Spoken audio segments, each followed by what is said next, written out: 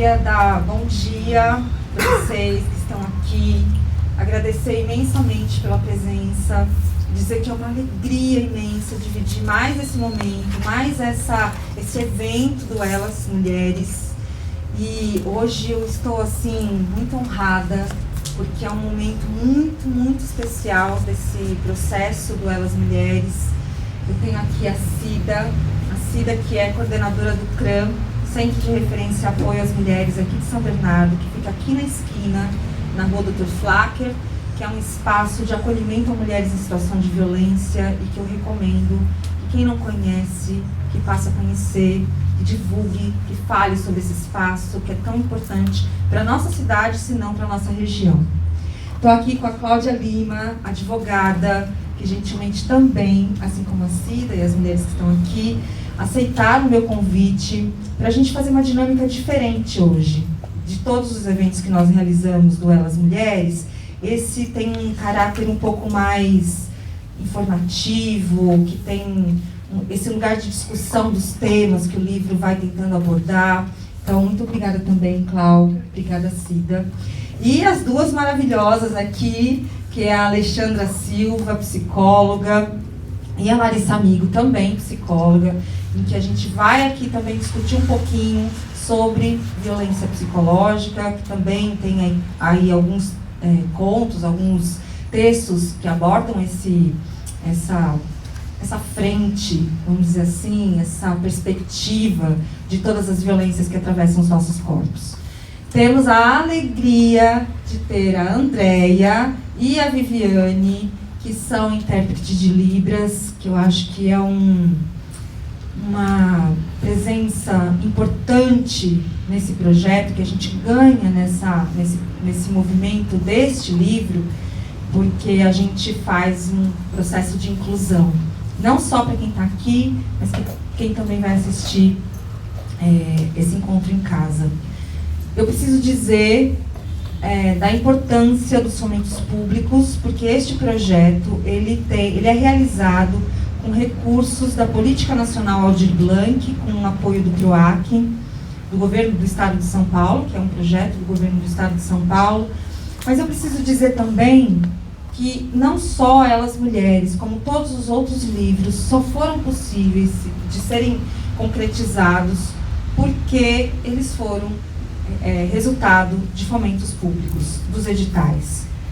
Então, a pesquisa, a concretização do livro físico e todos os projetos que vieram junto com os livros físicos, que são as oficinas, os encontros, os debates, todos fomentados por editais. Então, a gente precisa celebrar as políticas públicas culturais e continuar apoiando que estas verbas, que muitas vezes são destinadas para outros lugares e que, na verdade, são retiradas da pasta da cultura, a gente precisa continuar exigindo que essa verba seja destinada para aquilo que ela foi reservada.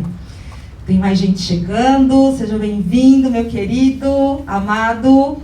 Hoje temos os meninos participando dessa roda. Pode sentar, fica à vontade, Ró. E é isso, acho que também está na hora da gente chamar os meninos para essa conversa, não é? Bom, depois de agradecê-las por dividirem esse espaço comigo, acho que a gente começa e eu vou começar falando do Elas Mulheres, mas é muito difícil falar de Elas Mulheres sem falar de todos os outros livros. Mulheres que me habitam, Eu, Tu, Elas e Elas Meninas. Esse projeto que eu tenho chamado de Cartografia das Mulheres Feridas. E esse projeto que começa a partir da história das mulheres da minha família. Muita gente aqui já ouviu essa história e poderia contá-la, inclusive no meu lugar. Mas eu preciso dizer sobre a importância deste processo para chegar em Elas Mulheres. Essa cartografia, esse mapeamento da violência, começa com as mulheres da minha família lá em Portugal, quando a minha bisavó foi vítima de feminicídio. Essa violência que atravessa o oceano e que atravessa o corpo da minha avó aqui no Brasil, da minha mãe, o meu, e chega no corpo da minha filha. Essa violência que não só não se concretizou como um feminicídio no corpo da minha avó, porque a minha mãe, aos 12 anos, aprendeu a desarmar a arma do meu avô, e a minha avó não foi mais uma vítima de feminicídio na minha história. A minha mãe, eu não consegui defendê-la quando eu tinha 12 anos das violências do meu pai. Também não consegui me proteger das correias de caminhão nas minhas pernas quando eu tinha 18 anos. E também não consegui proteger a minha filha aos 22 anos, quando ela se tornou vítima de violência doméstica. E acredito que seja aí que a minha luta, o meu ativismo, a minha busca por respostas começa. Porque eu queria entender por que essas violências atravessavam os corpos das mulheres da minha família de forma tão cruel. Eu queria buscar essas respostas por aquilo que acontecia dentro da minha casa. Mas quando eu começo a chegar perto dessas respostas, eu entendo que aquilo também acontecia na casa das minhas amigas, na casa das minhas vizinhas, que não era isolado e nem episódico o que atravessava e que se manifestava dentro da minha casa. Quando eu entendo essas dinâmicas, e eu costumo dizer que a minha escrita é sempre atravessada pelo assombro e pela inquietação, por uma busca obstinada, não só por respostas, mas também por construir as perguntas certas. E aí surge então um desejo muito grande, que é de dividir este caminho, este processo com outras mulheres, para dizer a elas que essas violências tinham um nome, para dizer a elas que tinham modos, ou melhor, tinham políticas públicas pensadas em nossa defesa, que a gente podia recorrer ao sistema judiciário, que a gente podia se fortalecer na terapia. E aí eu escrevo Mulheres que Me Habitam. Esse livro que é uma trilogia de dramaturgia, em que eu conto a história das mulheres da minha família, conto outras duas histórias, faço uma entrevista com uma psicóloga sobre os marcadores de conduta da violência psicológica. Mas durante o processo de escrita desse livro, e eu costumo dizer que cada livro foi abrindo uma janela, uma porta para chamar outra pesquisa, para uma continuidade desse processo. Eu li um livro chamado Eu Sei Porque o Pássaro Canta na Gaiola, da Maya Angelou. Essa artista norte-americana que conta ali neste livro autobiográfico a sua história. E lendo Maya Angelou, tem uma passagem da vida dela que ela narra que aos 8 anos ela foi vítima de violência sexual. Lendo Maya Angelou, contando essa mulher adulta, contando aquilo que aconteceu com ela aos 8 anos e como ela entendia aos 8 anos o que estava acontecendo com ela, eu passei a entender o que aconteceu comigo aos 9 anos. Quando eu chego a essa compreensão do que aconteceu comigo, e eu entendo neste processo de que a culpa nunca foi minha, eu passo a querer falar sobre isso. E eu passei por 3 momentos. Primeiro, me entender vítima. Segundo, elaborar esse estado de vítima. E terceiro, buscar fortalecimento para falar sobre isso. E eu venho do teatro, então eu queria falar sobre isso num teatro para a infância. Contar para as meninas como que estes predadores se aproximam muitas vezes, se apresentando como nossos melhores amigos, como as pessoas mais afetuosas daquela família, como as pessoas mais legais. E aí, de novo, o assombro e a inquietação me colocam para querer dividir com outras mulheres as minhas descobertas. Eu falei sobre isso pela primeira vez quando eu tinha 45 anos. E eu me lembro, eu falei para o meu companheiro, que já estávamos juntos há mais de 20 anos, que nunca tinha me dado nenhum indício assim, de que me julgaria, me cobraria a respeito disso. E ele me perguntou, por que você nunca falou nada? Porque eu sentia medo, culpa e vergonha. porque são esses os sentimentos que atravessam as vítimas desta violência: medo, culpa e vergonha. E por isso a gente fica em silêncio. Um silêncio que durou 45 anos. E um silêncio que, a partir do momento que eu entendi que era libertador sair dele, mais uma vez eu quis dividir com as mulheres que a culpa nunca foi nossa. Que esse fardo injusto que tinham colocado sobre as nossas costas, não deveríamos mais carregá-lo. E eu lancei então um formulário. Um formulário que durante um mês ficou circulando pela internet. Mandei primeiro para as minhas amigas, mas aí eu perdi o rumo. Ele foi parar em vários lugares do Brasil, muitas mulheres compartilhando. Em aproximadamente um mês, eu recebi 150 respostas.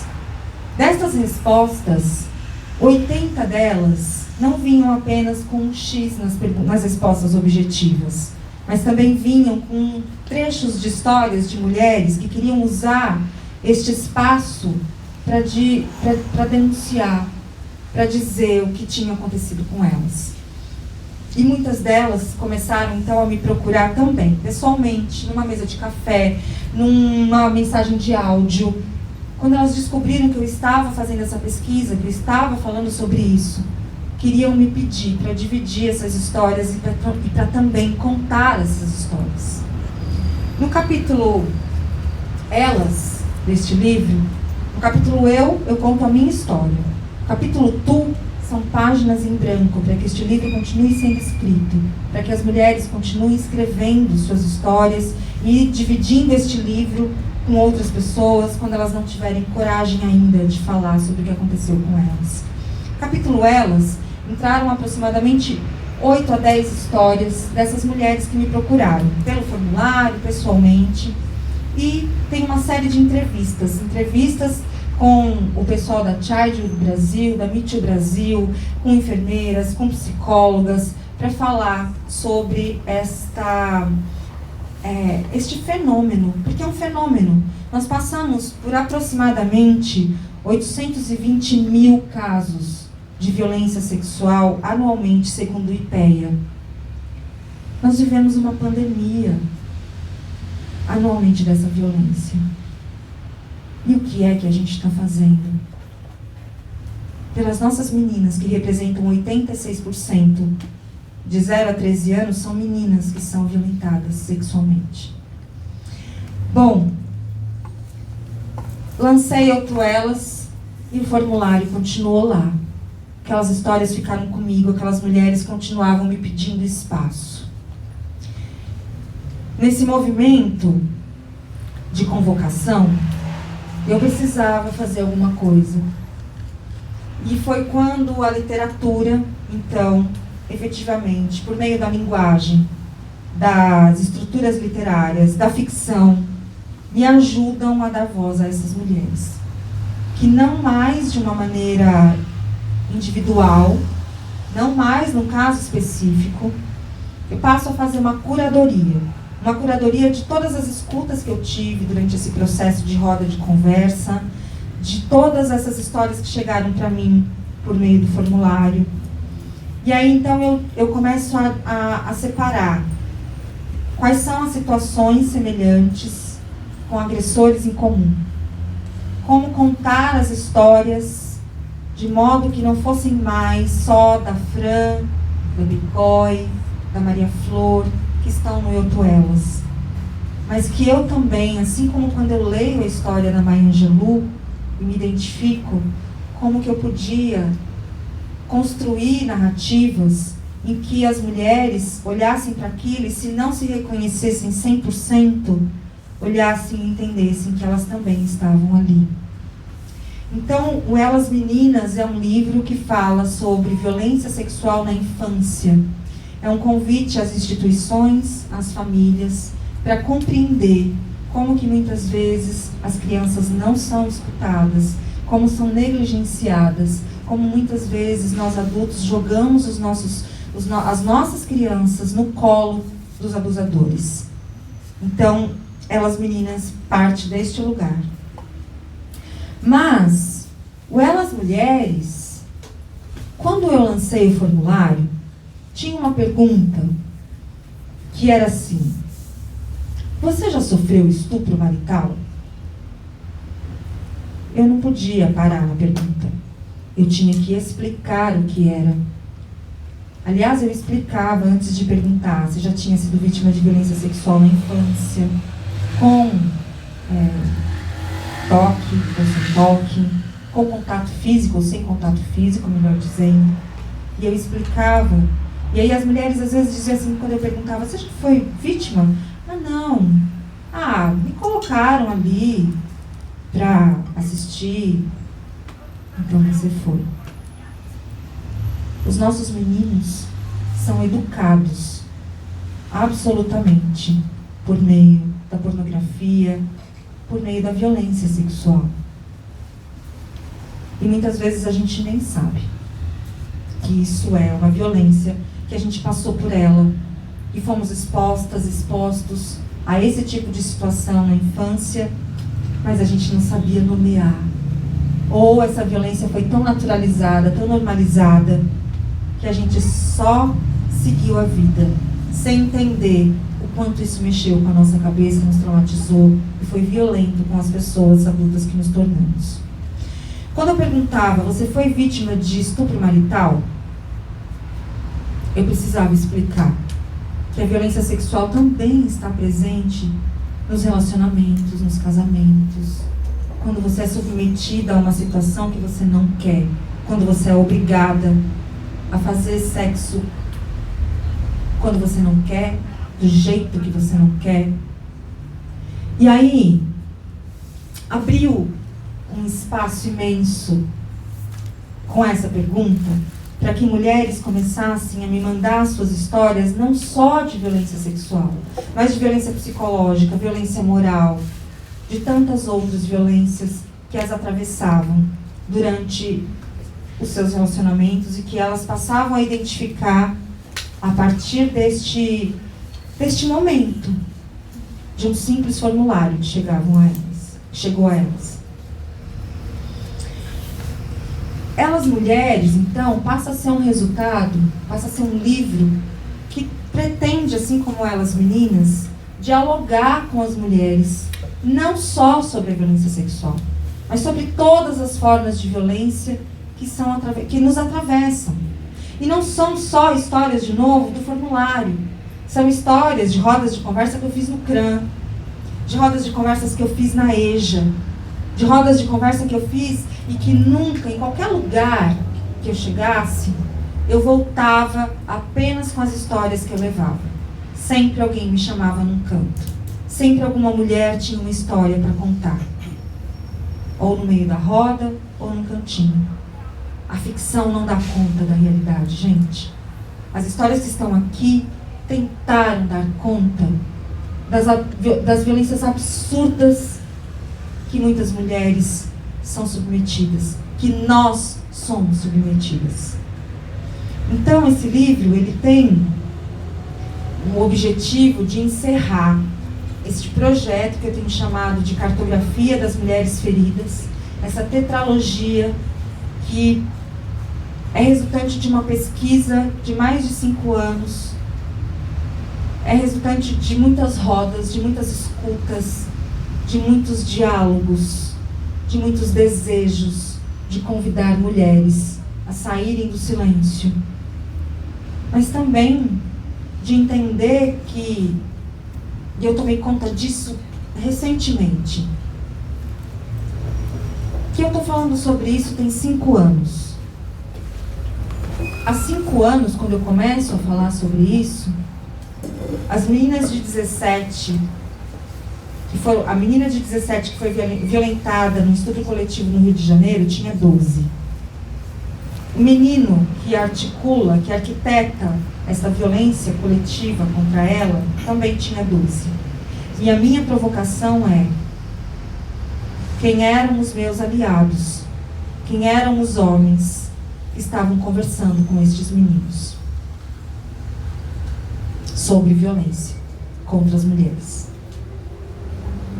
Essa pedagogia, quando eu começo a fazê-la, tinha o objetivo de nomear as violências, de conversar com as meninas e as mulheres para que a gente entendesse como essas violências nos atravessam, para que a gente criasse mecanismos de defesa, de proteção, de prevenção. Mas enquanto eu estava dialogando com as meninas e com as mulheres, eram os Red Pills que estavam capturando os nossos meninos, que estavam aliciando os nossos meninos, estavam ali fazendo a manutenção da misoginia, do machismo, do patriarcado, para que os nossos corpos continuassem sendo violentados, para que nós continuássemos sendo mortas, simbolicamente ou fisicamente. Tinha muito mais coisa para falar, mas eu acho que nós estamos aqui com mulheres que podem somar muito nesse diálogo. Essa aqui é só uma abertura para falar de como esse processo, de como este livro passa a fazer um encerramento, mas não um fechamento, porque as histórias nunca pararam de chegar, mas um encerramento de um processo, de um percurso, mas que eu espero que ele continue junto aos outros, abrindo portas, janelas, diálogos, continue convidando mulheres, sobretudo, a saírem do silêncio, porque valeu a pena me contar. Esse processo, ele foi dolorido. Muitas vezes eu corri para o banheiro para vomitar, literalmente. Mas ele também me coloca num lugar de achar que tem uma missão aqui, minimamente cumprida. Por mim, pelas mulheres que me habitam e por nós. Acho que é isso por enquanto.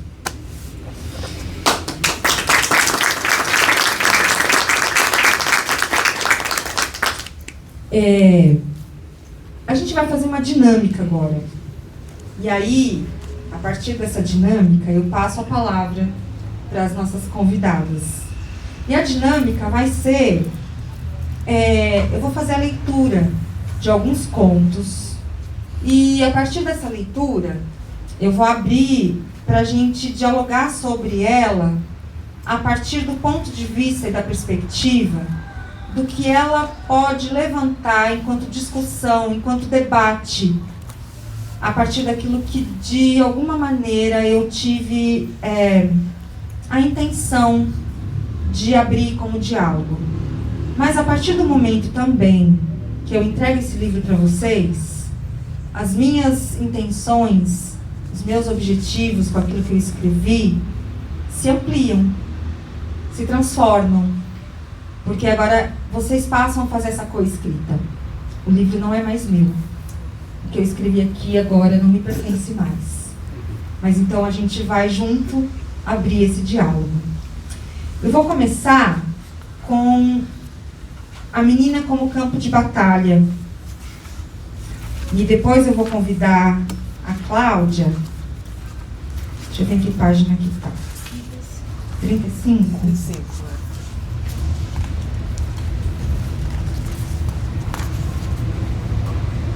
Vamos lá, então.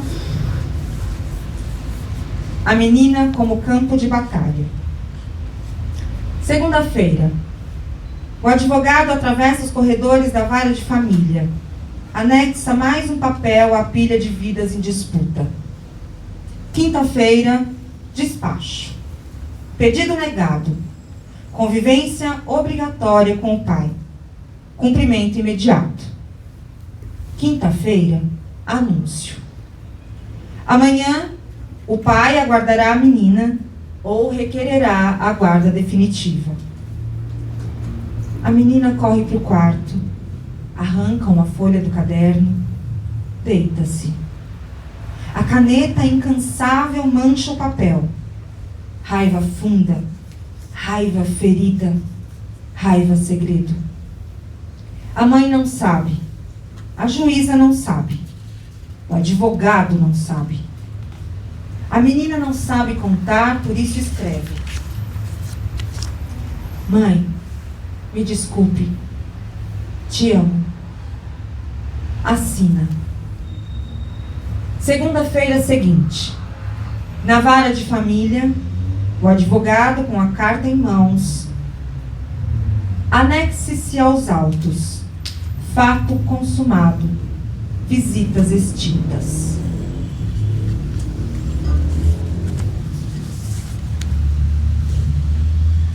Uau, né? Não tem como... Bom dia a todas. Não tem como e a todos. Não tem como não se arrepiar com essa escrita. Infelizmente, nós estávamos conversando antes de iniciar aqui, e a prática, a lei, ela é muito bonita no papel. Porém, a prática, ela não é assim. Eu sou advogada, especialista na área de direito das famílias e também em violência doméstica. E todos os dias a gente luta para mostrar para o juiz, para fazer efetivar o que está na lei. Na minha opinião, um homem que é agressor de mulheres, ele não é bom pai. Porque se ele expõe o filho diante daquela violência, seja qual for, agora temos 6 violências dentro da Lei Maria da Penha, que foi essa última sancionada agora em abril, que é a violência vicária. Se ele expõe o filho tratando a mãe de maneira ríspida, com violência moral, patrimonial, física, vicária, ele não é um bom pai. Só que na justiça, eles falam que a guarda tem que ser compartilhada. Só que a lei, desde outubro de 2023, ela determina quando há indícios de violência. E é isso que eu tento explicar, tanto para o Ministério Público, que é a obrigação do Ministério Público, porque a lei, ela também atualizou o Código de Processo Civil, falando que o Ministério Público, no momento da audiência de guarda, convivência, deve perguntar se há indícios de violência. E muitas pessoas, eu vi escrito, eu achei uma aberração a pessoa falar que não tem condenação. Não precisa de condenação criminal. Não precisa muitas vezes de medida protetiva. Precisa de indícios. Qual indício? Alienação parental é um deles. Essa lei que foi criada como instrumento contra mães, contra mulheres. Alienação parental é quando geralmente o genitor, tá? Ele não coloca sendo pai ou mãe, ele fala os genitores. Eles impedem a convivência com o outro genitor. Ele impede que eles convivam. Eu vou dar um exemplo mais prático. Por exemplo, mudar de cidade com a criança sem avisar o outro genitor. Desqualificar o outro genitor ou a família extensa. Isso é caracterizado alienação parental. E isso é usado muitas vezes nos casos de violência. Por quê? Porque muitas vezes o genitor, por isso que é importante a questão da guarda, que ela deve ser unilateral como está na lei. Artigo 1584, parágrafo 2º do Código Civil. O que é guarda compartilhada? É você discutir com o outro genitor sobre a rotina da criança em relação à escola, a medicamentos, em relação à mudança de psicólogo. Como uma mulher que tem a medida protetiva por violência psicológica, e as psicólogas que estão aqui, que trabalham, as ativistas que trabalham com isso, quando nós sofremos, eu falo nós porque eu sou sobrevivente de violência psicológica, moral e patrimonial. Quando nós somos vítimas de violência, nós não aguentamos nem saber aquela escrita, porque aquilo nos dá gatilho. Você ouvir o nome, uma pessoa, terceira pessoa trazer para você o nome daquele homem, te dá gatilho. Então, como que uma pessoa com a guarda compartilhada, mesmo que seja por uma terceira pessoa, te dando ordens, sobre a criança, porque o agressor, ele usa isso, ele vai te dar ordem sobre aquela criança, e aí você não quer falar, aí sabe o que ele usa? Está fazendo alienação parental. Infelizmente, muitas mulheres já perderam a guarda dos filhos por conta disso, porque a lei, ela fala que o genitor, que a sanção do genitor que pratica alienação parental é a perda da guarda. Eu tive uma cliente aqui de São Bernardo do Campo, que ela perdeu a guarda da filha. E sabe por quê? Porque ela foi vítima de violência, ela registrou o boletim de ocorrência, não tinha provas segundo eles, porque a palavra da mulher, ela basta, e ele entrou com uma ação de denunciação caluniosa. Infelizmente, ela saía, qualquer coisa que acontecia, qualquer coisa, maneira de dizer, tá? Tô dizendo assim, algumas situações que acontecia, ela já ia e registrava o boletim de ocorrência. Por isso que é muito importante consultar um advogado antes de registrar o boletim de ocorrência, porque você às vezes registra um boletim de ocorrência e a pessoa que está digitando lá o boletim coloca de maneira equivocada e aquilo vira contra você. E foi isso que aconteceu com a cliente, de maneira reiterada, porque uma das questões desta lei da alienação parental é entrar com processos contínuos contra o outro genitor. E ela, infelizmente, perdeu a guarda da criança, porque tinha denunciação caluniosa, o Ministério Público, ele acatava e ela perdeu. Mas, graças a Deus, ela conseguiu novamente. Porque o agressor, ele era também um estuprador. E, graças a Deus, está caminhando e ela conseguiu de volta. Então, agressores, eles usam como instrumento a criança, como é o caso da violência vicária. A violência vicária, ela entrou agora, ela foi inserida no nosso ordenamento jurídico pela Lei Maria da Penha. Nós advogados, já usávamos essa tese, no qual ela era aceita, que o agressor, ele utiliza do que a mulher ama. Não sei se vocês viram um caso no Rio Grande do Sul, que o homem, ele queria atingir a mulher, ele não conseguiu de nenhuma forma, ele jogou o seu filho da ponte. E na entrevista desse homem, ele falou que ele não se arrependia, porque ele conseguiu destruir aquela mulher. Qual que era o fito dele? Destruir a mulher. E ele destruiu através dessa criança. E agora, o vicaricídio, ele está tipificado como crime no Código Penal. Artigo 121b. Ele é considerado um crime quando é com ascendentes, descendentes, enteados, pessoas próximas do convívio da mulher, e a pena mínima são 20 anos e a pena máxima são 40. E está dentro do rol dos crimes hediondos. Oh, maravilha.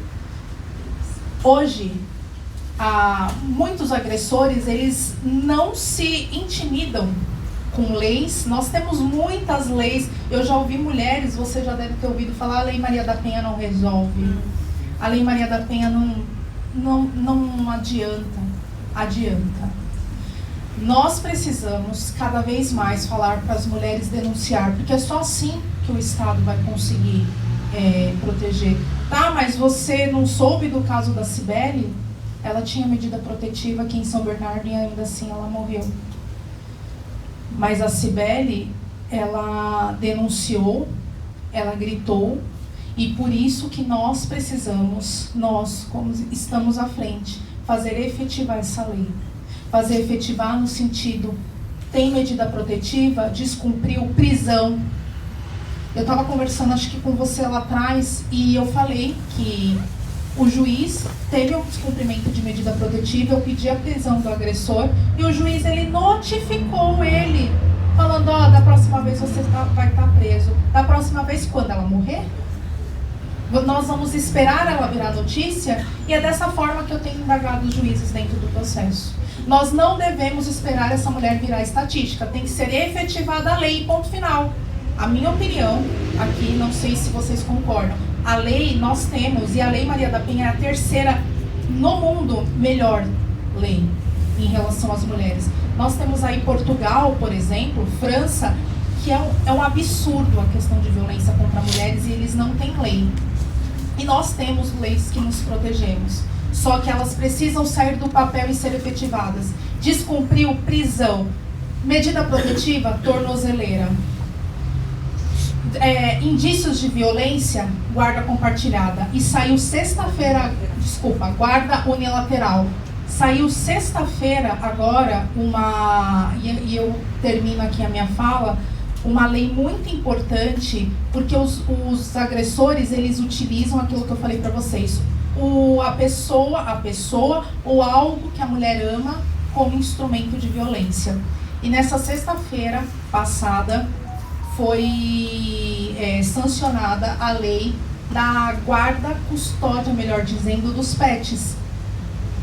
Quando houver o juiz ele identificar histórico de agressão em relação ao animalzinho e indícios de violência doméstica ou familiar, o agressor ele perde a posse, a propriedade, sem direito à indenização. Então, leis nós temos aqui, todos nós companheiros, a gente tem que bater para efetivar as leis, para que elas sejam cumpridas e esse número alarmante de feminicídio ele venha diminuir. Muito obrigada. A gente vai seguir e depois a gente abre no final para perguntas. Se vocês tiverem perguntas para qualquer uma das nossas convidadas, para mim, vão aí anotando na cabecinha ou escrevendo, tá bom? Queria te agradecer e acho que tem uma questão que aí eu vou trazer, que é o que me atravessou nessa escrita. Estava numa roda dessas e uma pessoa conta essa história de que essa menina não queria mais ver o pai e que o advogado levou esse documento. Não estou sublinhando o que eu escrevi, mas é porque tem uma coisa que eu quero levantar a partir disso. Levou o documento solicitando que a menina não queria mais ver esse pai e a juíza deu esse parecer. E essa menina, então, ela tira a própria vida aos 13 anos. E a pergunta que ficava para mim, como será que a gente consegue fazer o Poder Judiciário olhar para as pessoas sem torná-las mais um processo, sem torná-las mais um número nos autos? Nós estamos falando de uma menina de 13 anos que não está mais aqui, que não suportou a decisão que essa juíza tomou. E aí eu fiquei pensando sobre essa negligência, sobre esse lugar do quanto nós somos mesmo números. Nós mulheres, nossos filhos, nossas crianças. Como não só fazer a aplicabilidade legítima da Lei Maria da Penha, mas como também, e isso nas instituições que recebem as denúncias, mas também fazer com que o Poder Judiciário não seja não só negligente, mas seja acolhedor, seja empático, seja efetivo e seja cuidadoso, principalmente quando se tratar dessas situações em que temos crianças envolvidas. Depois a gente pode voltar para você falar mais sobre isso. Eu vou para o segundo conto, porque a gente tem horário aqui hoje e aí não dá para a gente ficar assim tanto tempo nos temas, infelizmente. O segundo é O Coração de Elaine. O Coração de Elaine está na página 69. O Coração de Elaine. Aniversário de casamento. E Elaine faria uma surpresa para Geraldo. Depilação criativa. Queria preparar a bonita para se afogarem a noite inteira em sacanagem. Ele gosta quando faço essas safadezas. Geraldo demorava para se soltar da timidez, mas ela sabia como afrouxar o acanhamento dele. Gostava quando ele a pegava pela cintura, apertava seu corpo e lascava um beijo de roubar fôlego. Sem fôlego, os dois acabavam esgotados de tanto trepar. Casada há tantos anos, mantinha um fogo aceso de dar inveja. Ele sabia acender o fogaréu, não só quando escorregava a língua pelo umbigo de Elaine, mas no chamego matutino, com um abraço de conchinha, café na cama e um sorriso engatado num "eu te amo", que antecipava o bom dia. Parece invenção de cinema, mas Geraldo era desses que tinha um jeito para conversa. Não era dado à grosseria e para tudo tinha boa vontade. Gostava de mimá-la e fazia o que ela queria, mas botava o pé no freio quando Elaine acenava para impertinência. Às vezes desafiava a paciência dele e ainda assim ele respondia o que vinha de pergunta, topava o que vinha de proposta e depois pedia licença para fumar seu cigarrinho na sacada, deixando a impaciência se queimar na brasa do fumo. Homem que nem Geraldo não tá fácil achar por aí não. Você tire seu olho, viu? Brincava com a amiga, fingindo um ciúme que não tinha. Ele já estava na portaria esperando por ela. Era dia de rodízio do seu carro e ele a levaria à clínica de depilação. Faz bem fininho e deixa um coração na boca da bonita. Pediu para Jéssica, que já conhecia as ousadias de Elaine, e se assustou com um lembrete espantado. Jéssica do céu, hoje tenho consulta com um ginecologista. Apesar do desenho pubiano, nem cogitou desmarcar. Era difícil conseguir vaga. Estava há um mês esperando por um horário. Em casa, tomaria um banho rápido e, junto com Geraldo, seguiria para o consultório do Dr. Eduardo. Depois, tinha um restaurante agendado e reserva num hotel. Tudo planejado como faziam há 15 anos no dia 20 de maio. No banho, trancou a porta. Não queria correr o risco de Geraldo ver o coração presente e estragar a surpresa. Aproveitou para colocar na bolsa uma lingerie de renda verde-oliva. O sutiã era transparente para deixar os mamilos à mostra e a calcinha era de microfibra revestida de renda que só exibiria a surpresa quando Geraldo tirasse a peça e a fizesse perder o ritmo da batucada. Chegaram às 18 em ponto. Ela era a última paciente. Dr. Eduardo a esperava. Simpático, como sempre, abriu a porta, puxou a cadeira e pediu os exames. A conversa inicial nunca era sobre doença, mas sobre ela, o marido e a possibilidade da chegada dos filhos que não estavam nos planos. Eles não tinham vontade de serem pais e esse acordo já era sabido pelo médico há mais de 5 anos. Mas a pergunta sempre vinha: então, quando vão formar uma família? Já somos uma família, doutor. Eu, Geraldo e a Nina, nossa cachorra. Ele sorriu e passou a conferir os exames do ano anterior. Doralice precisou ir embora mais cedo, mas vou te examinar para não perder a viagem. Doralice, a assistente, acompanhava todas as consultas.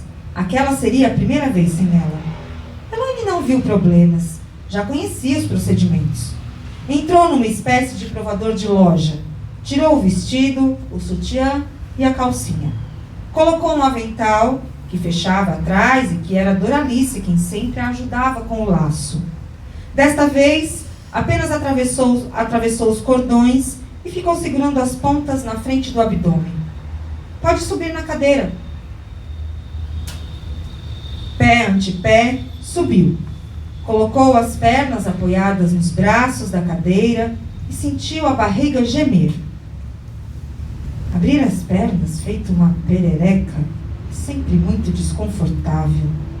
Ficar arreganhada para um homem cravar os olhos em sua vulva, em seu clitóris, em seus lábios, períneo e, por fim, enfiar o dedo em sua vagina é... Você tem sentido alguma coisa diferente por esses tempos? Não. A pergunta interrompeu seu imaginário sobre o médico. Só rotina mesmo. Um coração? Você costuma fazer assim? Em sua sequência de constrangimento, se esqueceu da decoração no Monte de Vênus e sentiu um farto arrependimento de não ter desmarcado a consulta. Aquele presente era para o Geraldo, e ser notado ali daquele jeito era muito desconcertante. Ficou muito bem feito. O indicador do Dr. Geraldo contornava o desenho enquanto Elaine emudecia. Mais 3 dedos alisavam o coração e Elaine perdia o ar. Vamos avaliar se está tudo bem por dentro, porque por fora está uma beleza. Sentiu o dedo do médico adentrando seu corpo, enquanto o polegar alisava os pelos emoldurados. Demorou a entender que não estava num exame de rotina, que nada ali era técnico, e toda a água que faltava na boca passou a escorrer pelos olhos. Num ímpeto, empurrou o médico com os pés. A cadeira de rodinhas em que ele estava tombou. Ele foi ao chão. Assustado, pediu que ela ficasse calma. Elaine se levantou. Fechou as pernas, assim como fechou a cara, e tudo o que estava sentindo denunciava o entendimento sobre o que aconteceu naquela sala. Queria voar no pescoço do médico, mas assumiu o comando. Vou me vestir. E se o senhor não quiser que eu faça um escândalo, vá para o banheiro e só saia quando tiver certeza de que já fui embora. O médico tentou se explicar. Ela fez um chiado com a boca. Shhh, exigindo silêncio. Apontou o banheiro e o homem foi se esconder. Saiu da sala e não remarcou o retorno. Geraldo estava à sua espera e sorriu quando a viu. Não encontrou um sorriso para devolver. Foram para o carro em silêncio e Elaine quis ir para casa.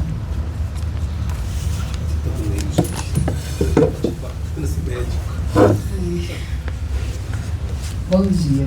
Bom dia. Eu costumo dizer que se nos contaram inúmeras histórias para que a gente dormisse, as histórias e os livros de Cláudia Jordão nos despertam. Não tem como, né? E a cada leitura, a cada história, é assim, é esse impacto, né? E quando a Cláudia falou das nossas escolhas aqui, eu já tinha lido o livro e essa foi a minha escolhida, né? E ela chama a atenção por Elaine ser uma mulher livre, uma mulher bem resolvida com a sua sexualidade, que tem um relacionamento saudável, né? E o quanto ela é questionada, né, o casal ali questionado pelo médico, pela família, embora eles já tivessem ali a sua família, mas insistentemente colocado para o médico, cadê a família tradicional, né? E aí esse momento tão esperado, esse dia, essa data, né, totalmente destruída por essa violência. Então isso atravessa, marca, não tem como a gente ler e passar ilesa, né? Trabalhando no CRAM, é muito comum quando a gente está ali fazendo atendimento, fazendo a avaliação de risco, verificando os tipos de violência, é muito raro a mulher já dizer que vivenciou uma situação de violência sexual. Psicológica e física, isso aparece com maior frequência. Mas a violência sexual, ela é sempre silenciada. Ela, eu diria que é a que mais nos atravessa e destrói, silencia, emudece, né? E leva muito tempo realmente para que as mulheres consigam falar disso. E que nós consigamos falar disso. E quando eu li essa história, ela me remeteu a uma história também pessoal. E aí, cada vez que a gente lê, a gente vai se encontrando. Então, as histórias são histórias realmente de todas nós. Elas vêm trazendo essa marca. E aí, o que fica para a gente conversar, eu fiz uma colinha aqui porque com a minha névoa mental eu não queria perder. E eu vou ler para vocês. Então, hoje, ao falar sobre violência contra a mulher, e em especial sobre a violência sexual retratada na história que escolhi, somos levadas a refletir sobre algo profundamente inquietante. Os lugares onde acreditamos estar seguras nem sempre são de fato seguros.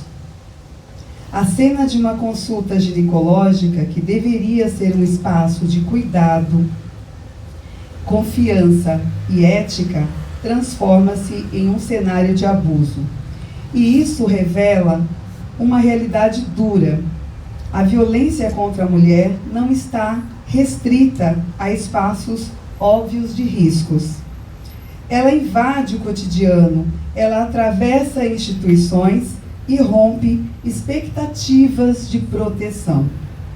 Nós, mulheres, já regulamos nossas vidas em função desse medo. Mudamos trajetos, evitamos horários, restringimos espaços. Nossa percepção de risco é muito maior, porque sabemos que o alvo quase sempre é o nosso corpo. Esse é o temor central. No Brasil, a imensa maioria das mulheres convive com o receio constante de sofrer violência sexual, 97%. E talvez os outros 3% não se deram conta ainda. Uma violência que marca profundamente, que silencia, que muitas vezes se prolonga em outras dores, inclusive quando resulta em uma gravidez, né? E nós já atendemos no CREAM mulheres vítimas de violência sexual, de estupro, e que vêm ali no desespero porque ela quer o direito de interromper essa gestação, ela quer o aborto legal. E nós fazemos com essa mulher uma verdadeira via crucis, é uma saga, é um direito, só que você precisa ficar monitorando, acompanhando, falando, insistindo para que isso realmente se conclua. Então, esse direito ainda é negado e ainda vão chamar estuprador de pai. Diante disso, surge uma pergunta difícil. Existe lugar seguro? Talvez, né, eu acredito, essa resposta não seja a que nós gostaríamos de ter, né? Então, não é uma resposta simples e não é uma resposta confortável, porque estamos expostas no trabalho, na escola, na igreja, nas clínicas e em todos os outros lugares onde deveríamos estar protegidas. Mas ainda assim, há algo que nos fortalece. Quando lemos essas histórias, quando nos reconhecemos nelas, algo se move, não apenas a dor, mas também a consciência, a vigilância e a capacidade de autoproteção, e principalmente a força coletiva. Na minha experiência no CREAM, lidando diariamente com mulheres em situação de violência, o que vejo é que, apesar de estarmos diante de uma realidade dura, quase uma guerra, conforme nos alerta Rita Segato, é no encontro entre mulheres que encontramos resistência. É quando nos juntamos que percebemos que não estamos sós. E talvez seja aí que comece a construção de um lugar mais seguro, no nosso próprio corpo, na nossa consciência e, sobretudo, na rede que formamos umas com as outras. Que a dor que carregamos não apague a nossa capacidade de sorrir, de existir com dignidade e de seguir lutando.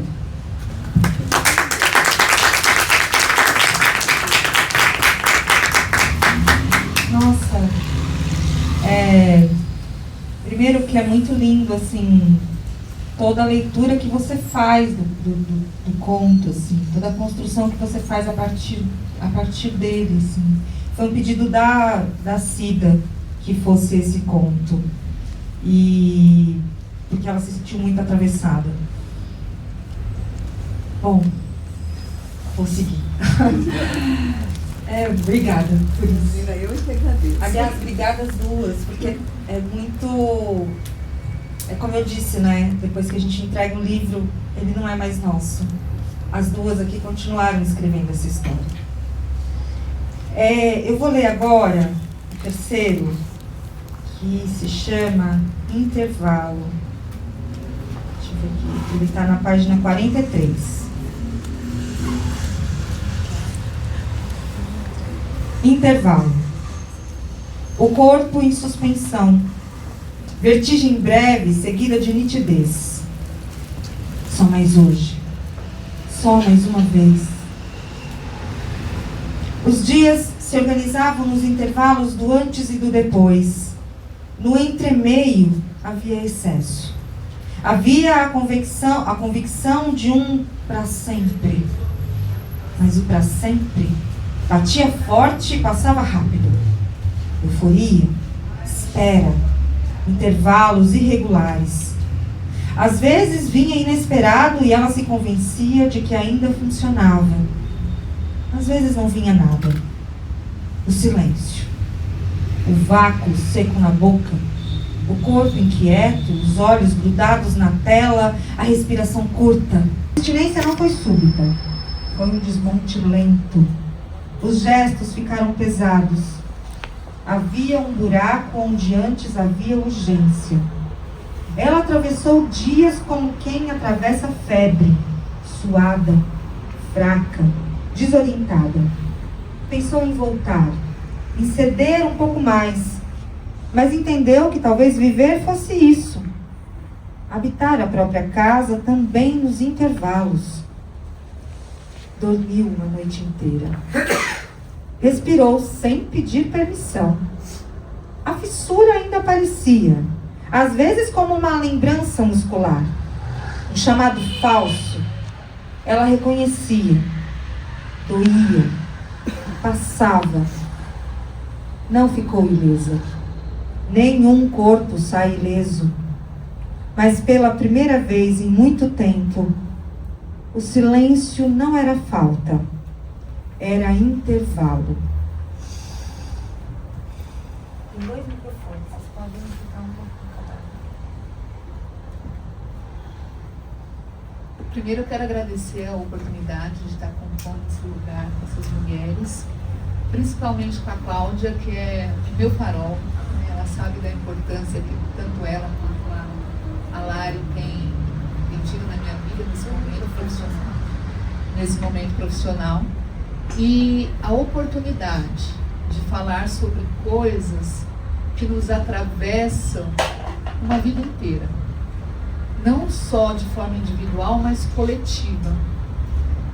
E essa semana, quando a Cláudia entrou em contato comigo e perguntou se eu poderia compor a mesa, e trouxe inclusive o texto, engraçado, Cláudio, que entrou em contato comigo um rapaz, e ele falou assim: eu já passei o seu contato para uma amiga que tem 15 anos, e eu tenho certeza que ela está vivendo um relacionamento com dependência emocional. E eu queria muito que ela conversasse com você. Inclusive, eu convidei ela para estar aqui hoje, mas a gente sabe que é um processo, até a pessoa, de fato, tomar consciência e buscar ajuda. E aí, quando você trouxe o texto, eu fiquei pensando o que eu poderia contribuir para um texto valiosíssimo que já atravessa a gente de várias formas. E como você falou, nós reescrevemos a partir do seu, né? Então, a reescrita do meu está aqui. Eu praticamente reescrevi todo o texto como leitora, como vítima depois, porque eu já li esse livro, é a terceira vez que eu estou lendo ele, então toda vez que você faz uma releitura dele, você vai descobrindo pontos que, né, impactam a gente de forma diferente. Mas quando você me convidou, eu convidei esse texto a entrar no meu consultório. E aí eu fui conversar com ele com uma escuta clínica, de uma profissional que escuta alguém que está vivenciando essa situação. Como você falou que ia ficar gravado, eu pensei, bom, outras mulheres podem se reconhecer dentro dessa história, vivendo essas características, e a partir daí, quem sabe, nós podemos alcançá-la de alguma maneira. O corpo em suspensão, vertigem breve, seguida de nitidez. Só mais hoje, só mais uma vez. Dependência emocional, como ciclo de intoxicação e abstinência. Depois a minha colega vai falar um pouco mais de forma técnica, mas isso é um quadro muito comum em pessoas que estão com abstinência, seja por droga, por álcool. E essa abstinência ela é sentida também fisicamente, fisiologicamente. Euforia, espera, intervalos irregulares. A vida dela não é contínua. A vida dela só acontece nos espaços, nos intervalos em que o sujeito aparece. E como deve ser a vida de uma mulher ou de uma pessoa que só consegue existir no intervalo onde o outro está presente? O silêncio, o vácuo seco na boca, o corpo inquieto, os olhos grudados na tela, a respiração curta, somatização da dependência emocional. O corpo está em estado de abstinência real. Isso são características de uma pessoa que está em abstinência, que está sofrendo com a somatização de algo emocional e que está aparecendo no corpo. Nessas horas, qualquer migalha servia. Uma violência profunda aqui. O mínimo vira suficiente. O pouco vira muito. E o básico era luxo. Essa mulher, ela passa a entender que o pouco que esse outro oferece é o muito que ela merece. E ela passa a generalizar esse pouco para outras áreas da vida dela também. Culpava o próprio corpo por não reagir. Autorresponsabilização aprendida. A mulher aprende desde cedo a se culpabilizar pelas relações que não deu certo. Inclusive, religiosamente falando. A mulher sábia edifica o seu lar. A tola destrói. Passa a ser ela a total responsável por uma relação que não dá certo, por um vínculo que a machuca, por uma violência que ela sofre. Precisava diminuir o tamanho do mundo. Fechou a porta, as janelas, trancou-se. Aqui, ela se afasta do estímulo aversivo, do estímulo que a coloca nesse lugar de dependência, mas também ela se afasta do mundo. Será isso uma proteção ou um efeito da violência? A abstinência não foi súbita, foi um desmonte lento. O processo ele nunca é linear. Quando uma pessoa busca atendimento psicológico para tratar, não só esse trauma como outros, o processo ele nunca é linear, ele nunca é fácil. E muitas vezes essa mulher ela vai se ver desejando essa mesma pessoa, sentindo falta dessa mesma pessoa, porque ela ainda não consegue, mesmo entendendo em qual contexto ela está, ela não consegue se desvincular do agressor ou da situação que o aprisiona de uma forma fácil, leve e rápida, como às vezes nós queremos que aconteça. Esse processo é um processo que leva tempo.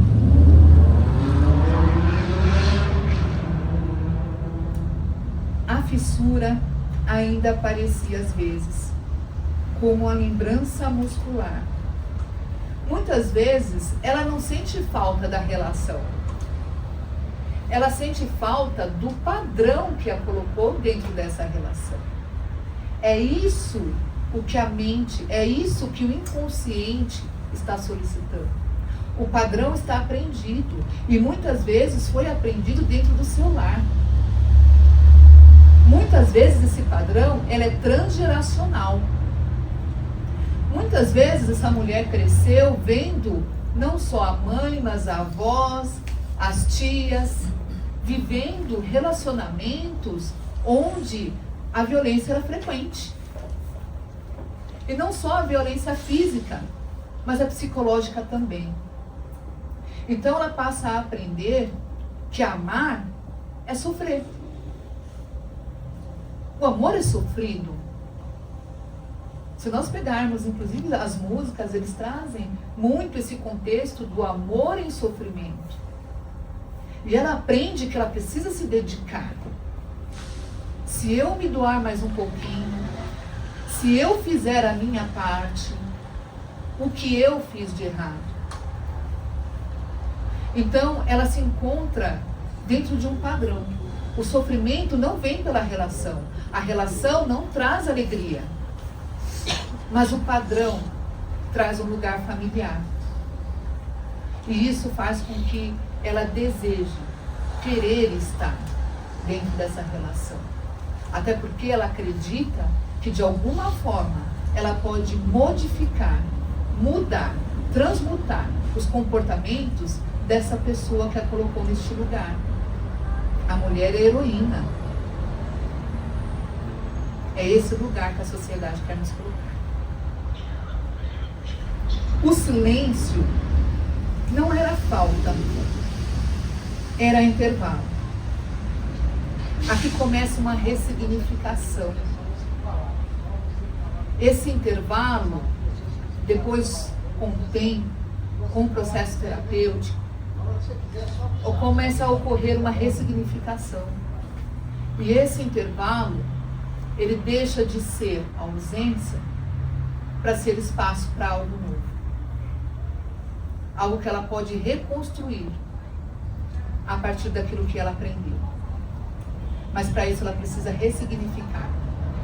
Para isso nós precisamos assumir o nosso papel e falar. Nós precisamos ocupar espaços e gritar até que elas nos ouçam. Então esse texto não é um texto que fala de amor, mas ele fala de um corpo em dependência. E aí quando você se perguntar por que ela não sai, talvez a pergunta deveria ser: o que a mantém nesta condição? Obrigada.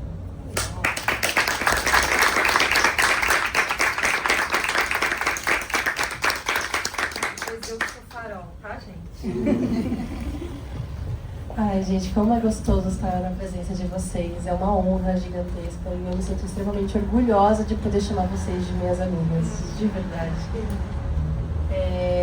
Gosto muito desse lugar em que a gente consiga deter do conhecimento, porque eu acho que esse lugar de conhecimento, de informação, a gente consegue nos fortalecer. Então, quando eu conversei com a Lê, muito rapidamente, muito brevemente, que a gente já sabia o que falar,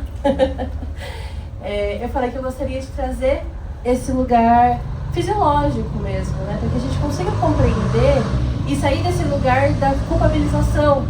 Não só o mundo culpando a mulher, mas internamente, quando a mulher está dentro dessa dependência emocional, ela se culpa demais, pensando: por que eu não saio? Por que eu não consigo sair? Por que é tão difícil? E aí a gente vai compreendendo, né, dessa mulher que vai sentindo esses sintomas fisiológicos, que a dependência, seja química, seja emocional, ela parte de diversos fatores. ela parte de um lugar ambiental, né? Então, do ambiente, do estímulo ambiental. Ela parte de um lugar emocional, mas também ela parte de um lugar fisiológico. Sabe quando a gente faz aquele exercício, sai cansada, suando, ou come aquele chocolate delicioso, ou faz um sexo gostoso?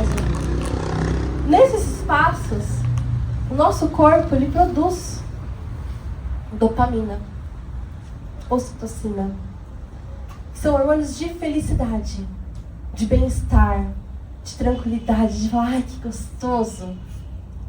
A TPM, então, chocolate, gente, que delícia. Uma delícia. Na menopausa, meu, aquela sensação gostosa. E a gente busca por essas sensações constantemente. O nosso cérebro busca por bem-estar o tempo inteiro, por sobrevivência, por se sentir bem. E isso não é diferente dentro de uma dependência química ou emocional. Porque o que a gente quer é se sentir bem.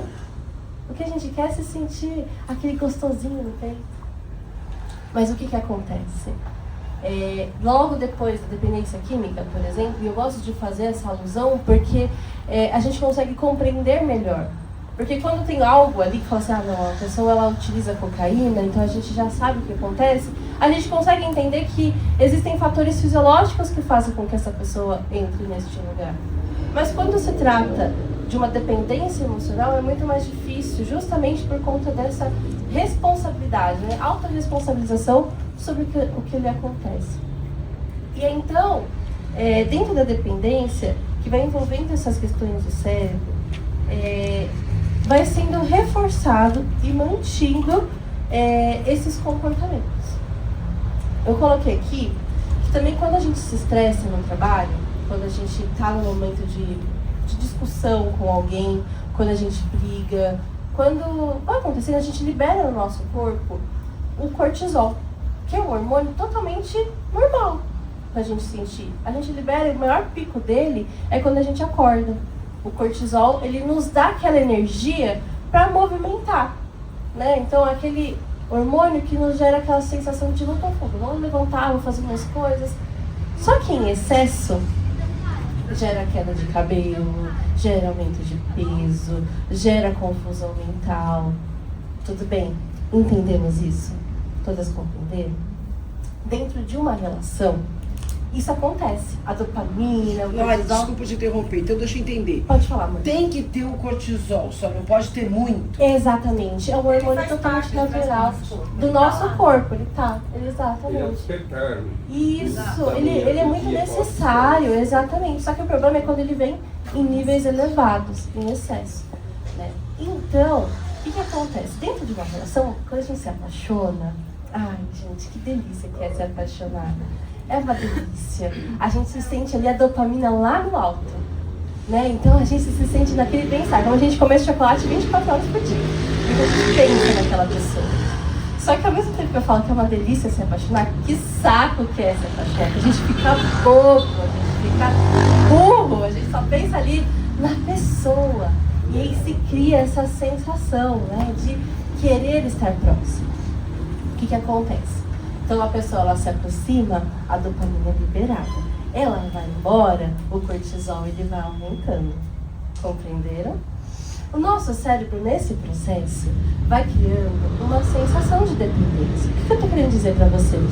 Que sim, dentro das nossas relações, sejam amorosas, sejam de colegas, a dependência ela vai fazer parte. Ela vai fazer parte.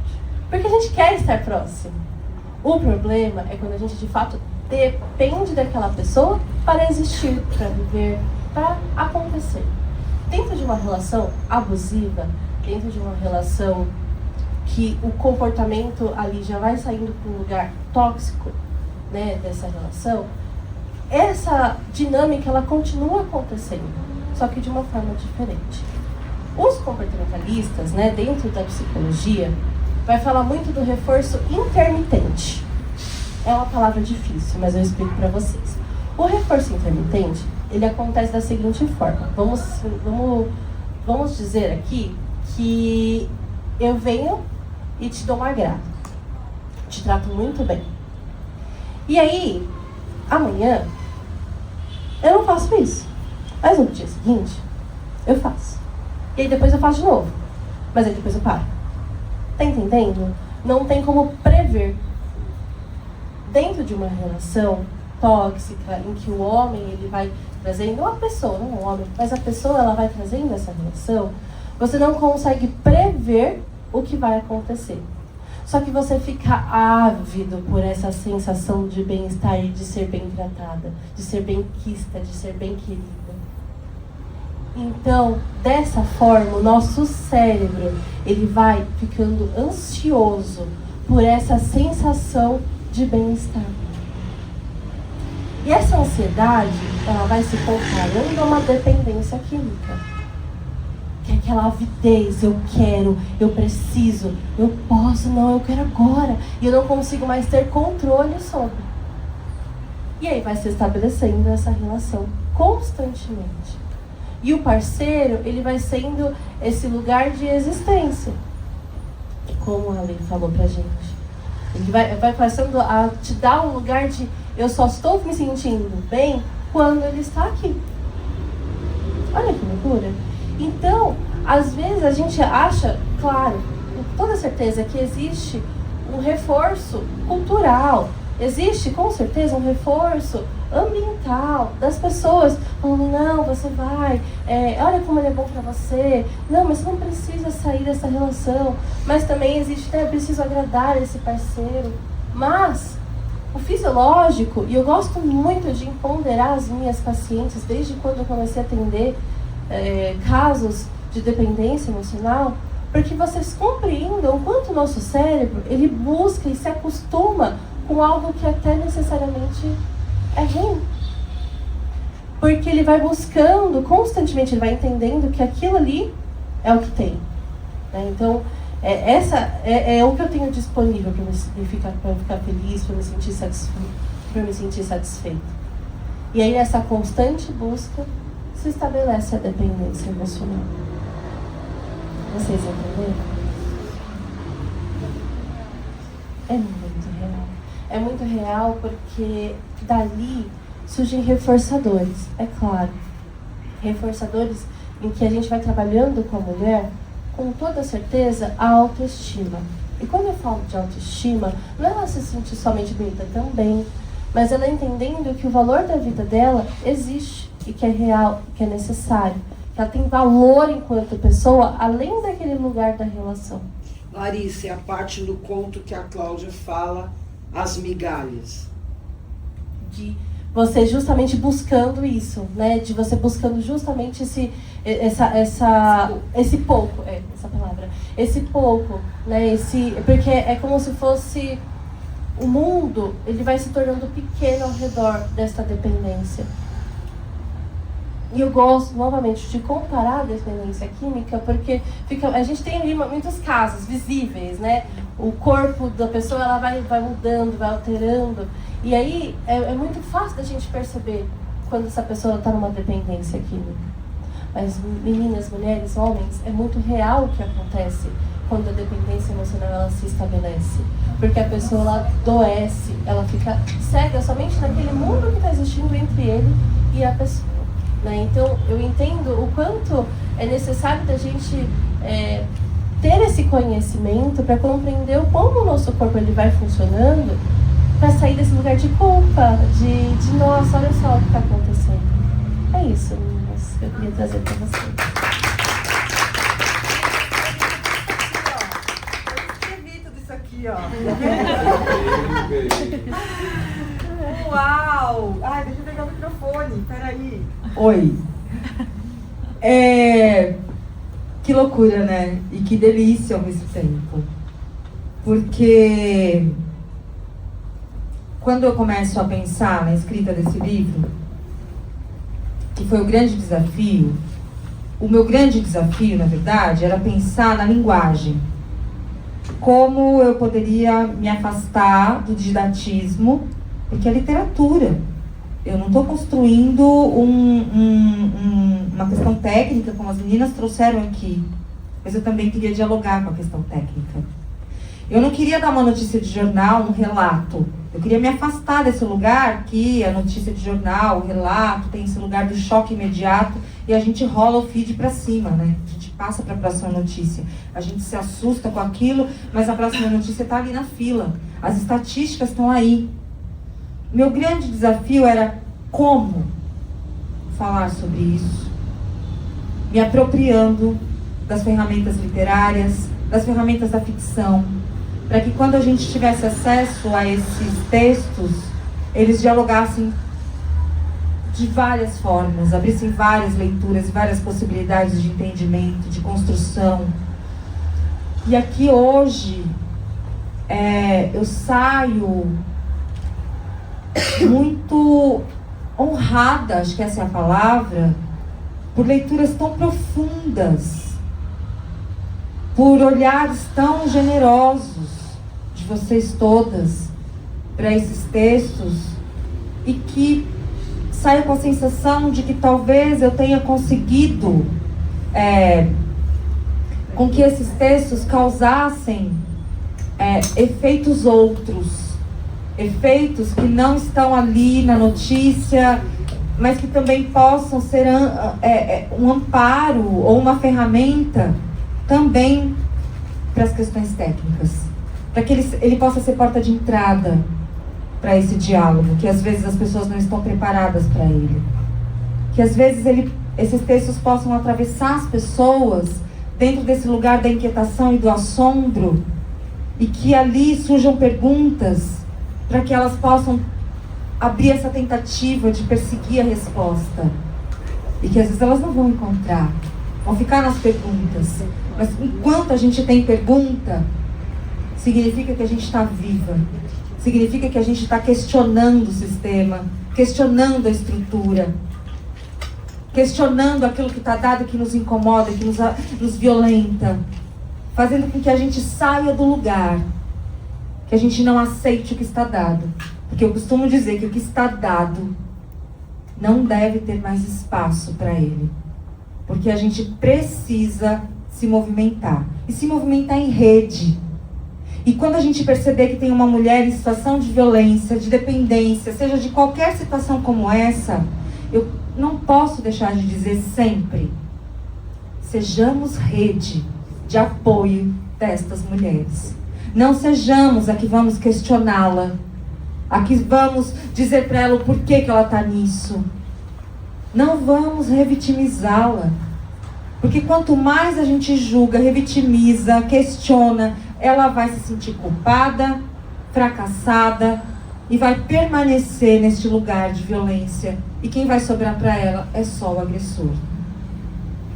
Então eu quero muito agradecer vocês. Eu queria que a Adê lesse um texto, mas acho que a gente talvez vai ter só um minutinho para isso. Eu quero muito que você leia, que eu acho que é uma representatividade importante. Eu tenho que entregar esse espaço à 13h, mas eu também quero abrir para perguntas, para quem quiser dividir rapidamente algumas questões, fazer perguntas para as nossas convidadas, para mim. Mas que a gente também seja breve, porque assim a gente dá espaço para as outras. E eu quero que vocês comam aquelas comidinhas que estão ali, e eu tenho que sair daqui por volta de 1h no máximo. Gente, vamos ouvir. Dê, vem cá, amiga. Pega o microfone, vou ficar aqui atrás de você senta no meu lugar. Eu acho que tem uma diversidade que a gente precisa falar sobre ela, e que eu até perguntei para a Dê se ela ficava confortável, porque dependendo de como a gente aborda essas questões, a gente abre espaço para aquilo que a gente não quer, né? Para certos debates que a gente não tem interesse neles. Mas eu acho que a gente tem a pessoa certa para falar sobre isso. Pode ler, amiga. Oi, gente. Bom dia. Feitiço, página 39.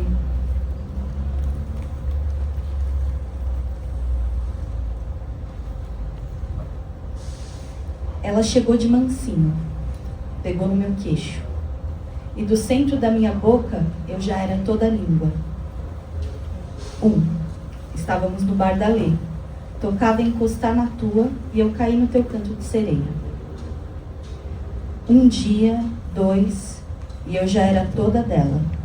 2, te levei para casa e te servi café na cama. 1 mês, 2, e eu já era coisa. 3, você jogou a xícara no chão e foi a minha primeira queda. 1 ano, 2, e ela me tomou o corpo, me calou a voz, me arrancou o nome, me esvaziou a casa, me roubou o tempo, me quebrou o espelho, me dobrou em tiras, me rasgou em talhos, me fez um nada, me arrebentou inteira. Estraçalhada, 4, estraçalhada, estou juntando os trapos, os cacos, os pedaços de mim. E fechou a porta. 5, deixa as chaves em cima da mesa. Sabe o que é muito legal? Esse texto, eu fiquei pensando muito como brincar com a forma. E esse texto, ele conta 2 histórias, a que está explícita e a que está implícita.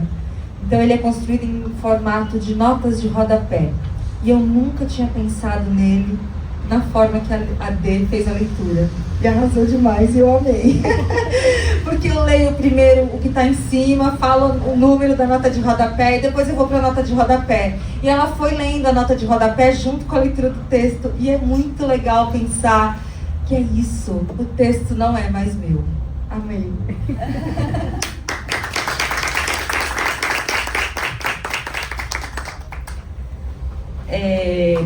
Não, a Clau pediu para eu ler, enfim, acho que por conta de ser um conto que fala dessa relação entre 2 mulheres, né? E acho que as falas de vocês agora, quando a gente fala sobre dependência, eu fiquei pensando justamente sobre isso, né?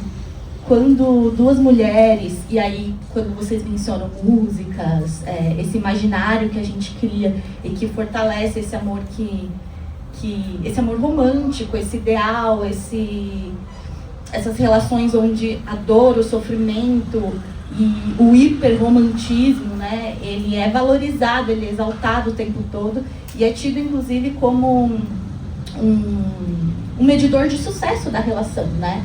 Então, quanto mais demonstrações de afeto exageradas você tem, olha só como esse casal se ama, como essas pessoas se amam, né? Ou quanto mais você tá junto, grudado, mais vocês se amam, né? E a dor, o sofrimento, como esse medidor olha, os ciúmes que eu sinto de você, é porque eu te amo. Olha como eu estou sofrendo, é porque eu te amo. Então acho que esse imaginário, nós mulheres respiramos isso do momento que a gente nasce, né? Com tudo que nos é apresentado em termos de imagem, né? De construção. Então quando a gente pensa numa relação entre 2 mulheres, esse papel, essa relação da dependência acontece também, né? E às vezes a gente tem pouco espaço para falar sobre isso, porque, enfim, como a Clau falou, né? A gente pode abrir espaços para até pessoas mal intencionadas serem homofóbicas, lesbofóbicas e falar, olha só. Mas eu acho que a gente precisa falar sobre isso, porque existem muitas relações com dinâmicas abusivas entre mulheres, entre homens gays também, né? Não só entre mulheres, enfim, entre pessoas LGBTs no geral, né? E a gente precisa também ter esse espaço para que a gente se reconheça. Pela vara de violência doméstica, porque a gente não era reconhecido, né? E foi reconhecido que é uma violência de gênero pela vara de violência doméstica, porque quando eram 2 mulheres, o judiciário entendia que não tinha violência de gênero por ser 2 mulheres. Mas há a violência porque sempre numa relação, como o próprio relator, os ministros trouxeram, há um subalterno na relação. Então, isso, há um subalterno. Então, foi reconhecido inclusive para homens que se veem como homens. Foi reconhecido na vara de violência. Eu estive no Fonavide do ano passado e esse foi um dos enunciados, que é para tratar na vara de violência doméstica. Eu tive um caso de violência de 2 mulheres e a minha cliente conseguiu a medida protetiva, mas depois de muito custo, porque eles colocaram na vara comum. E foi já decidido, então hoje já é pacífico, que é pela vara de violência doméstica como violência de gênero. Acho que era mais para a gente abrir também esse espaço, essa discussão, para que a gente possa se reconhecer, todas as pessoas possam se reconhecer também, porque às vezes você vai diminuir aquilo que você está atravessando dentro de uma relação homoafetiva e dizer, não, mas não é igual, né? Não tem esse homem agressor, mas existe a dinâmica, existe outra pessoa agressora, é o padrão, e a gente está reproduzindo esse padrão também. Acho que é isso. Para Denise, fica atenta. Agora eu vou fazer as cerimônias e vou fazer aquela que passa para as pessoas fazerem pergunta com o microfone. Se alguém tiver alguma pergunta, alguma fala, né, sobre o que a gente viu aqui, a gente só precisa ser mais sucinto para a gente poder dar tempo para todo mundo. Acho que a gente consegue.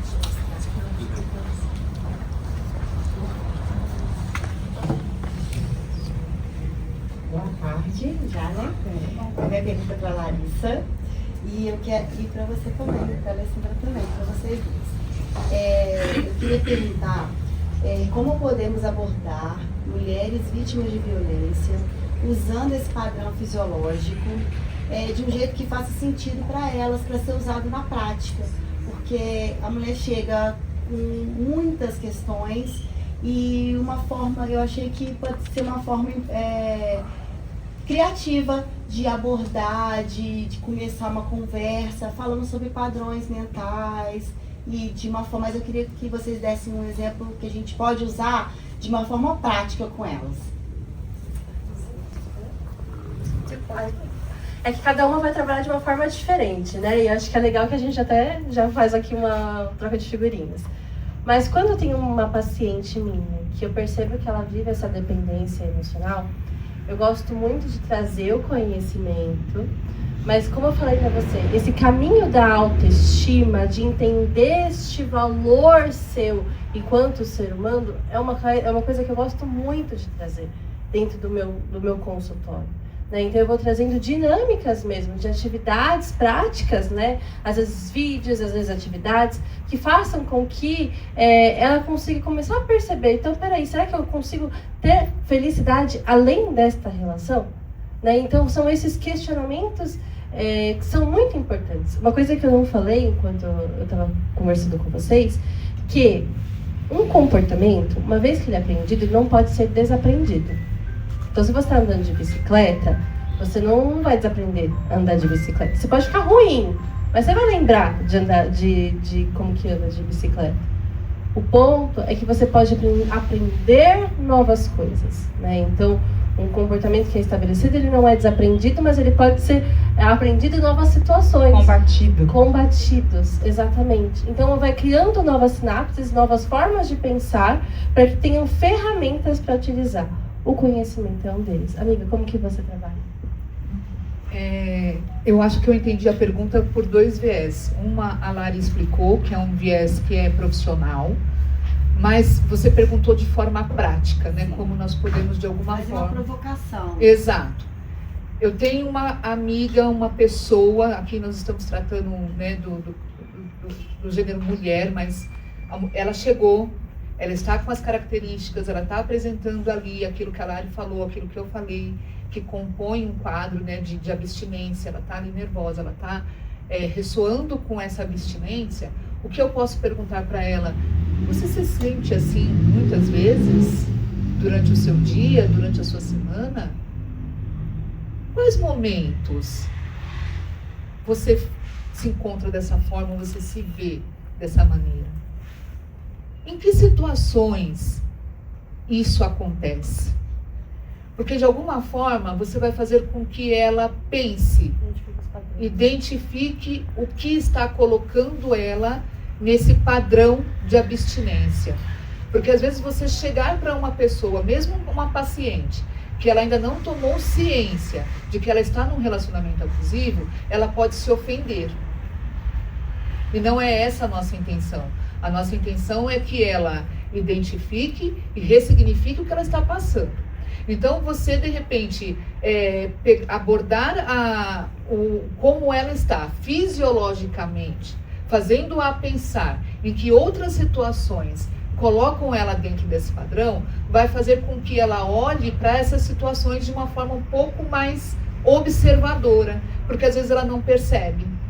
Ela vai entendendo que é a rotina, que é o trabalho, mas aí ela começa a observar e a identificar que há padrões que nós chamamos inclusive de gatilhos, né? É muito utilizado esse termo, gatilhos que a colocam naquela situação. E aí fica mais fácil fazer com que ela tenha insights, mais fácil olhares, observações para a condição dela, para que ela possa a partir daí entender que determinada situação a colocam dentro de um padrão que ela se vê constantemente. Eu acho que tem uma coisa que eu também acho que vai a partir da pergunta da Rô, que é como falar sobre essas questões técnicas, né, do funcionamento do cérebro, de como a gente abordar essas questões que são, para mim, pelo menos, é muita novidade, porque não faz parte do meu campo de pesquisa, né? E aí, é claro que você não vai chegar numa pessoa que está sofrendo esse tipo de violência e explicar para ela com esses nomes técnicos, mas talvez, Rô, a partir disso que as meninas falaram, de cortisol, de dopamina, né, num papo de café, saca? Às vezes num papo de café mesmo, você fala, nossa, cara, eu tava numa palestra, né, uma pessoa falou sobre as questões de como o corpo reage fisiologicamente. Tinha uma dinâmica, eu vou pedir uma licença. Quando eu passei por isso com a minha filha, eu virei a pessoa que pesquisava vídeo, que ficava buscando formas de como conversar sobre isso. E nunca era sobre ela. Sempre era sobre alguma coisa que eu vi na internet. Sempre era sobre alguém que me contou alguma coisa. Sempre era um exemplo de outra pessoa. Porque quando a gente vai falando sobre o outro vai se entendendo dentro deste lugar também. Mesmo que ele não te diga, mesmo que ele não fale, eu também passo por isso. Por isso a importância das histórias, dos contos, eles facilitam demais, né, com que a gente consiga exemplificar e acessar.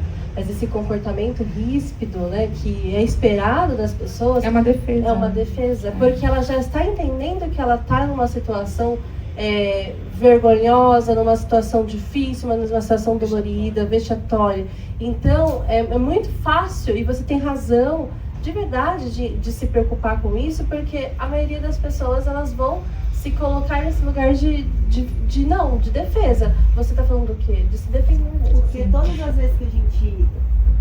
Pode. Que a gente vai abordar uma mulher, abordar não, que elas procuram a gente, elas normalmente vão falar assim, mas ele só é agressivo quando ele bebe, ele só é agressivo quando ele tá drogado, que ele, né, elas costumam mais que uma defesa mesmo, né, da pessoa. Mas ele é tão bom. E a gente, ele fora da bebida, ele é ótimo. Ele é bom pai, ele não pode estar drogado. Mas aí a gente vai pro que a Cláudia falou, né? Uma forma de abordar é você falar, mas já aconteceu esse tipo de coisa quando ele não estava drogado, bêbado? Uma vez aconteceu. Então, isso é uma forma. Por isso que eu perguntei uma forma de provocação. Porque isso é uma forma de provocação. Mas toda vez que ele está bêbado, ou já aconteceu uma vez que ele não estava? Exato. Né? Eu acho que devolver a pergunta faz com que ela pare para entender o que tá, a dinâmica em qual ela está vivendo, que ela está incluída. Exatamente. E aí torna-se uma porta para que você provoque ela a ponto dela buscar, de fato, uma ajuda especialista. A gente sabe que as amigas, elas estão sempre ali muito dispostas a oferecer ombro, a ser parceira, mas às vezes o que essa mulher, de fato, precisa é de terapia para ajudá-la a tirar ela desse fundo do poço aí, que de fato não é fácil. Obrigada. Eu vou...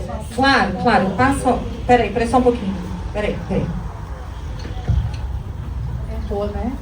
O que eu percebi também durante esses anos que eu atendi, fiz muita escuta de mulheres, atendendo na parte jurídica e acolhendo, porque nós somos acolhedoras. Não nomear a violência. Nomear a violência, às vezes, é ruim. Muitas mulheres não querem, no primeiro momento, denunciar, elas querem ser ouvidas, nós ouvimos, não nomeamos, eu percebo isso nas meninas que eu atendo no particular, nos centros especializados, não nomear e trazer realmente histórias de clientes que já passaram por isso, a história do outro.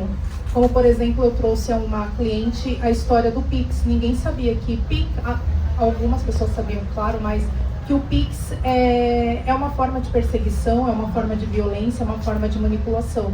Nossa, mas eu passei por isso, eu achei que ele só estava apaixonado. Não, é uma forma existe uma perseguição e não nomear. Então eu entendo que talvez fazendo essa escuta, que é o que eu faço, não nomear a violência, você está passando por violência patrimonial, a pessoa não vai aceitar. Escutar e ela vai te procurar uma próxima vez. E fazer a terapia, a rede de apoio. Eu sou sobrevivente de violência. Tudo isso que você falou, só rapidinho aqui, Cláudio, eu senti exatamente isso. Eu fui vítima 2 vezes e quando eu trabalhava dentro das Casas Bahia e o agressor, ele me manipulava se você não vir aqui agora, acabou tudo. Eu saía no meio do trabalho, eu pegava o carro 3 horas da manhã, eu ia, e quando ele me dava uma migalhinha, eu fazia, ai, tá tudo bem. E exatamente, e às vezes de forma até mais comum, a mensagem no celular. Ficar guardando o tempo todo ali, o tempo todo. Enquanto não entra aquela mensagem no celular, e aí quando entra você fala, ele recebeu. Você dá exatamente esse suspiro, é agoniante. Então, não julguem a mulher, ela tá porque ela não tem vergonha na cara, porque ela é mulher de malandro. Não, nós estamos doentes e nós precisamos, é importante procurar uma terapia. Gente, a Joy tem uma pergunta, eu vou precisar fechar as perguntas, porque esse espaço eu preciso entregá-lo até 1h da tarde. Então a gente vai ouvir a Joy e depois eu faço esse fechamento. Maravilhosas, Ju e Léo chegaram, queridíssimas. Vamos ver o que a Joy tem para compartilhar. Tá bom, pessoal, obrigado por esse letramento, né, sou super grata, né, eu vou fazer um breve relato, né, porque, nossa, isso me elucidou muito pela clareza, né. Só quero lembrar que, gente, transfeminicídio também é feminicídio, tá? Isso não isenta, tá ok? Então é bem isso. Então, quando ela comentou sobre o trecho do livro sobre o médico, né, tal, né, me veio à mente, porque eu fiz 5 anos de tratamento do HIV, de soro positivo, eu estava com um infectologista que ele foi super grosso, estúpido e tipo, colocou a culpa em mim que eu tinha me infectado por relaxo mesmo. Então, naquele dia mesmo, já discuti com ele e exigi da policlínica aqui uma nova infecto, né? Então, aquela situação. E quando a doutora falou sobre juízo, divórcio e tal, né? Eu lembrei lá atrás, quando houve o meu divórcio com a mãe dos meus filhos, né? Foi super pacífico, né? Até a própria juíza falou assim, nossa, geralmente eu recebo aqui os casais aqui duelando, aqui, né, brigando por bens e coisa toda, vocês são super amigos, então tudo bem, obrigada, né, então foi bem bacana. Em caso que elas falaram ali sobre a dependência, né, como eu tive a violência doméstica, né, que eu vivi em cativeiro com o meu primeiro companheiro e tal, né, então quando eu tive meu companheiro recente, que eu tive meio que esse mar de rosas, o que me fez, né, ter essa dependência emocional é justamente porque a última vez que eu senti essa coisa gostosa foi no relacionamento hétero que eu tive com a mãe dos meus filhos. Até então eu não tinha tido um relacionamento trans assim, tão gostoso, mas era só da minha parte. Então, tipo assim, se o primeiro foi um absurdo, me deu em cativeiro, então aquela migalha que o Carlinhos estava me dando, né, Cida, me satisfazia, né, então, e até porque, relatando o que ela falou sobre relacionamento entre 2 mulheres, então, até porque o nosso relacionamento trans, geralmente, é de agente secreto, é invisível, ninguém nunca sabe quando uma trans é casada, tem um relacionamento, porque é sempre muito escondido, né, então se for para ficar dentro de casa, entre 4 paredes só transando, então a migalha ainda é muito pior e a dependência ainda é muito pior. Entendeu? Então é bem isso, esse apanhado que vocês trouxeram, então é muito bacana e realmente refletiu, porque tudo que você falou era basicamente o Carlos ali, o Zé Carlos em todas as atuações. Então isso fez com que eu despertasse realmente para para muitas atitudes que eu vivenciei, que realmente agora eu consigo ter mais, estar curada, sarada, para não reviver novamente. Então, muito obrigada, meninas, muito obrigada, Cláudia, como sempre.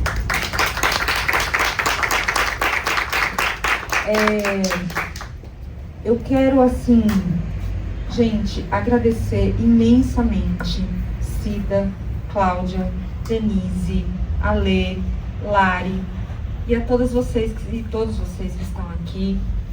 Eu me sinto muito amparada sempre que eu preciso falar sobre essas questões tão difíceis, porque eu sinto que eu costumo dizer que eu ando em bando. E andar em bando faz muita diferença em toda essa trajetória, em todo esse percurso, em todo esse caminho. Porque eu não daria conta se eu precisasse lidar com isso sozinha. Eu sou uma sobrevivente de violência, de uma violência sistemática familiar, e eu só fui conseguindo colocar esse projeto para acontecer porque eu fui encontrando pessoas no meio do processo que foram segurando nas minhas mãos e falaram: não, a gente está junto, vamos junto. Não acertei todas as vezes, mas todas as vezes que eu errei, tinha sempre alguém ali me amparando. Então, eu quero agradecer demais, demais, por mais uma vez, a gente poder falar sobre isso, poder alertar outras mulheres, conversar com os homens. Isso vai para a rede. Eu espero que os homens assistam, que os homens entendam que não tem mais espaço, que não cabe mais. A gente não dá mais conta. E quando eu falo homens, eu preciso dizer que, infelizmente, estatisticamente falando, nós somos o 5º país que mais mata mulheres no mundo. E não são as mulheres que estão matando mulheres. 1.568 mulheres morreram no ano passado, vítimas de feminicídio. 4 por dia. Não foram as mulheres que mataram as mulheres. Então é isso, eu quero muito agradecer. Agradecer a Andréia, a Vivi, que estiveram aqui fazendo esse trabalho lindíssimo. Agradecer a Cida e a toda a equipe do CRAM, Ju, Léo. Olha, vocês são assim, muito... Se vocês, né, a Lê brincou que eu sou mulher farol, vocês são assim, sei lá o quê, sabe? Holofote, né? O eco da luz. Porque o trabalho que essas mulheres realizam é incrível. No acolhimento e apoio a mulheres em situação de violência, né? A Lê, Lari, ai, Clau, que delícia te conhecer e poder dividir esse espaço com você. Dê, minha parceira de vida, de luta, de tantas coisas. Acho que é isso, gente. Rafa, Borda Cultural, nosso aliado, nosso parceiro. Uma alegria poder ter você nesse projeto, nesse processo, e saber que você, sim, tem sido um desses aliados que tem conversado sobre violência doméstica, que tem dividido com seus alunos, com seus amigos, com as pessoas no seu caminho, o quanto essa violência, ela é, infelizmente, cruel, não só com as mulheres, mas também com os nossos meninos. Então, Camilo, maravilhoso, obrigada por estar aqui. Rô, Carminha, tem um conto nesse livro que é inspirado na sua história, viu? Gente, Lu que participou do Elas Me Explica de Si. Ah, gente, todo mundo, obrigada demais. É isso, bora comer? Bora, né?